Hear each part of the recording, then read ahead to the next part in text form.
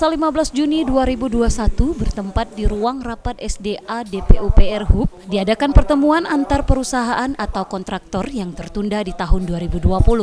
Dalam kegiatan ini dihadiri Kadis PUPR, Kasat Intel, Kejari Lebong, serta 10 kontraktor. Terdapat beberapa paket yang tertunda akibat meningkatnya virus COVID-19 di waktu silam. Terkhusus untuk di bidang SDM terdapat 10 paket yang tertunda.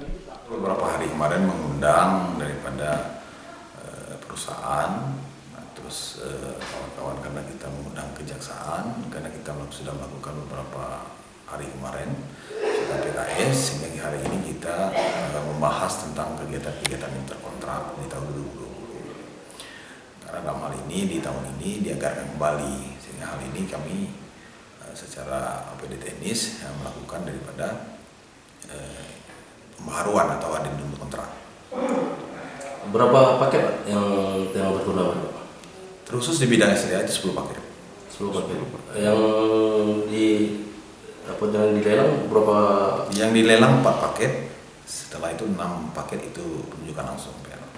Setelah dilakukan rapat pertemuan, Dinas PUPR HUB yang dipandu oleh Kasat Intel Kejari Lebong mendapatkan hasil yang memuaskan, di mana kontrak yang tertunda selama kurang lebih 1 tahun bisa melanjutkan kontrak kerjasama kembali. Dalam hal ini, Kadis PUPR HUB berharap sesuai dengan perubahan kontrak, para kontraktor bisa menjalankan amanah dengan baik, agar hasil dari pembangunan bisa bermanfaat bagi masyarakat. Ya, mudah-mudahan ini sesuai dengan perubahan kontrak dapat diikuti dan bisa bermanfaat secepatnya untuk masyarakat. Dari lokasi, Andika Manganang, Lebong TV melaporkan.